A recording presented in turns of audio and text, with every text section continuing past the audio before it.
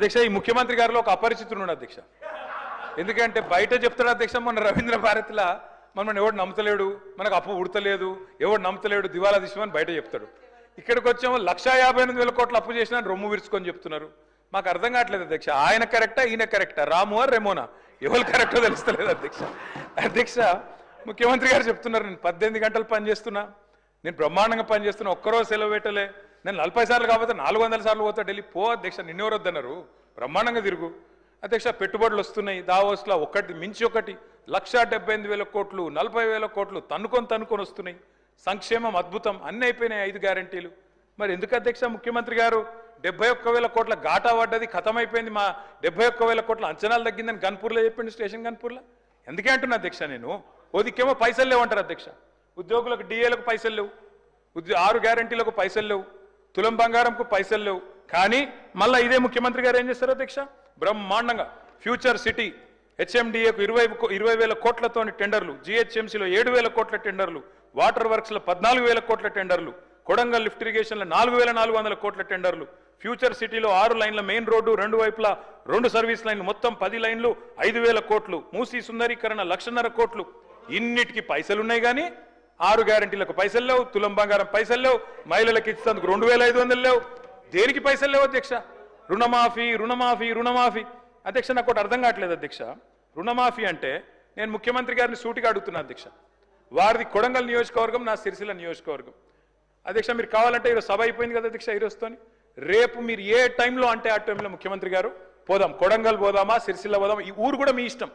ఏ ఒక్క ఊళ్ళోనన్నా 100% రుణమాఫీ అయింది అనే మాట చెబితే నేను శాశ్వతంగా రాజకీయాలు వదిలేసి వెళ్ళిపోతా.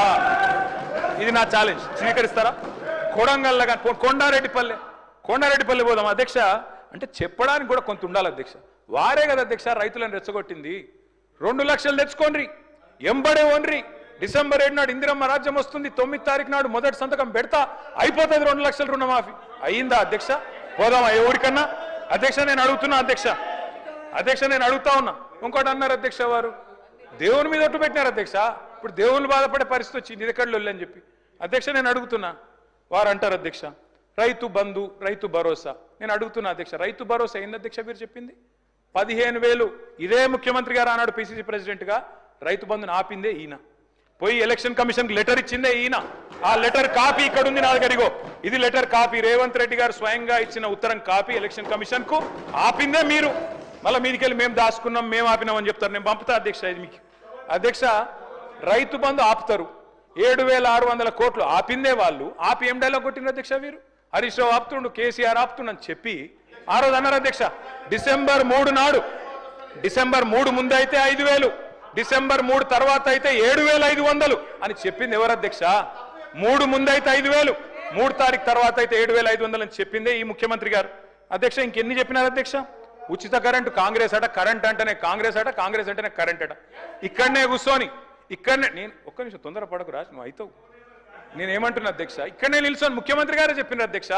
ఆనాడు తెలుగుదేశం పార్టీలో ఇక్కడ నిల్చొని ఇదే ముఖ్యమంత్రి గారు చెప్పిన మాట, మా నాయన గారు చచ్చిపోతే నెత్తి మీద నీళ్లు తలుపుతున్నంత కరెంట్ లేదు, ఇదేం దౌర్భాగ్యపు ప్రభుత్వం అని చెప్పిందే ఆయన.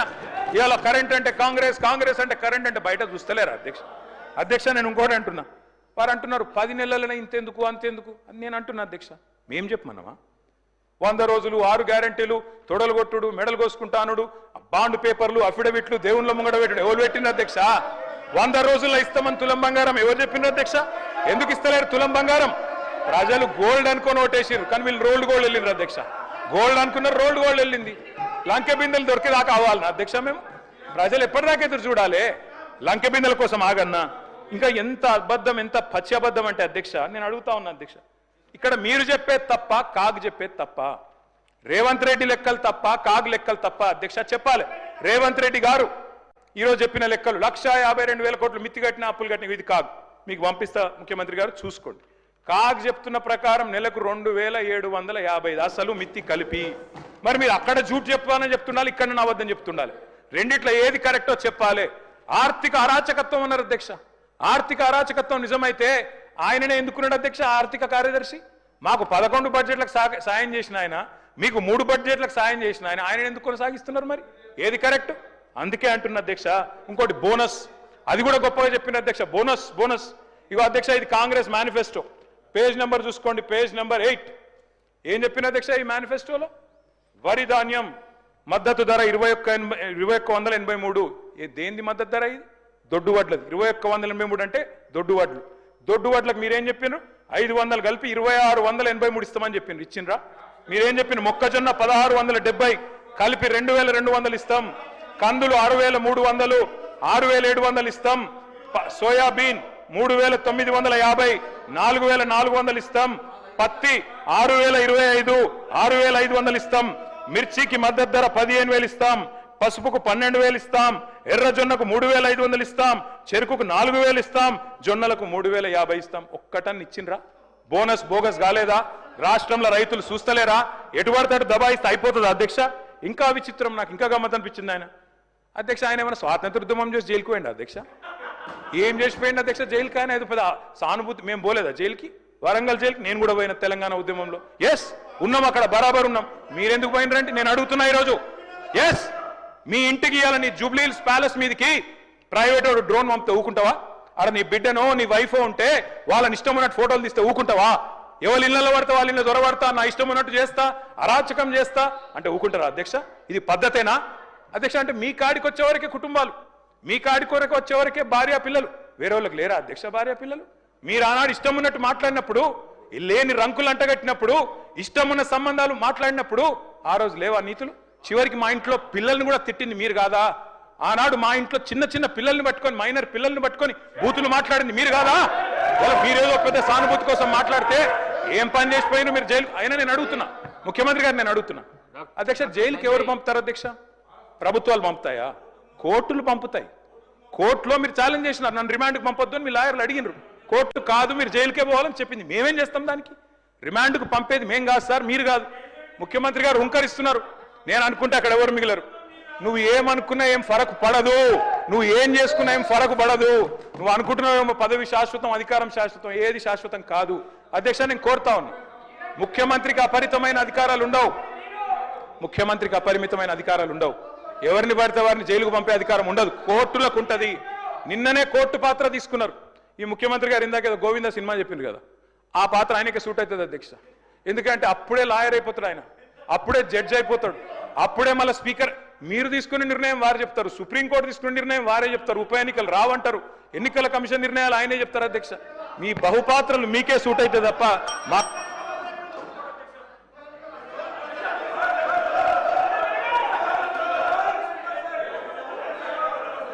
సార్ స్పీకర్ సార్ మీరు చెప్పారు, ఇన్ని పేర్లు చెప్పారు ప్రాజెక్టులు. నాగార్జున సాగర్, శ్రీశైలం, మంజీరా, మొత్తం కాంగ్రెస్ కట్టిన ప్రాజెక్టుల లిస్టులని చెప్పారు. నేను అడుగుతా ఉన్నది, ఎస్ నిజం, ఎస్ నేను కాదనలేదు కదా బ్రదర్. 50 ఏళ్ళ అధికారం ఇచ్చినప్పుడు ఆ మాత్రం కట్టాలి కదా, కట్టకపోతే కూడా బాగుండదు కదా. కట్టిండ్రు. మరి 2014 ముందు లేవా ఇవన్నీ? 2014 ముందు వానలు పడలేదా? 2014 ముందు ఈ ప్రాజెక్టులు లేవా? మరి అప్పుడు ఎందుకు వండలేదు పంటలు? ఎందుకో కేసీఆర్ ప్రభుత్వం వచ్చినాకనే వండినాయి. ఇవాళ ఎట్లా మాట్లాడతారండి? సూర్యాపేట జిల్లాలో రేవంత్ రెడ్డి గారు, సూర్యాపేట జిల్లాలో దయచేసి మీరు వినాలి. రేవంత్ రెడ్డి గారు నేను ఒక మాట అంటాను. మీరు నేను చెన్నై మీటింగ్కి పోయినాం, అక్కడ మీరు ప్రతిపాదన పెట్టిండ్రు. పెడితే నేను మీ పార్టీని కాదు, మీరు నేను ఇక్కడ ఉప్పు నిప్పులకి కొట్లాడుకుంటాం.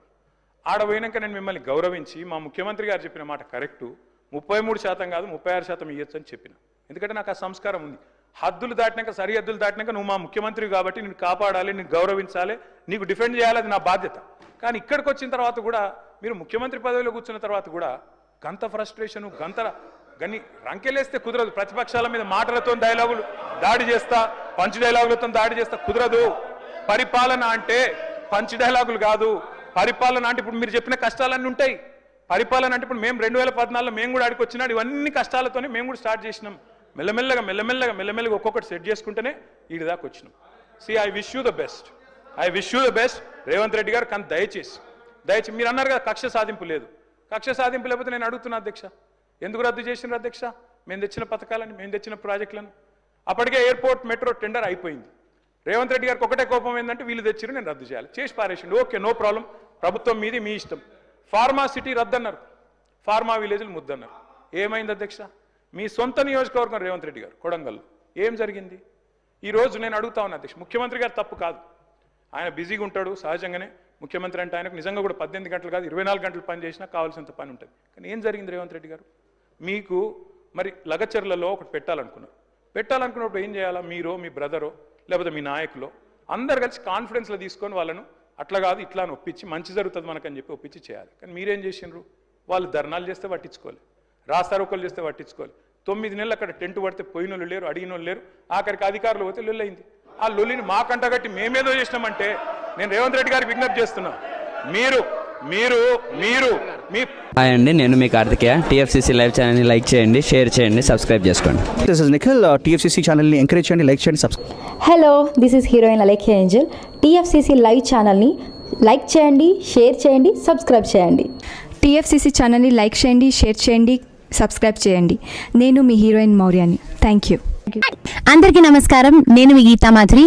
టీఎఫ్సీసీ లైవ్ లైక్ చేయండి, షేర్ చేయండి, సబ్స్క్రైబ్ చేయండి. హాయ్ అందరికీ నమస్కారం, నేను మీ Madhupriya. Please like share subscribe to TFCC live. Please subscribe TFCC channel. Like చేయండి, షేర్ చేయండి.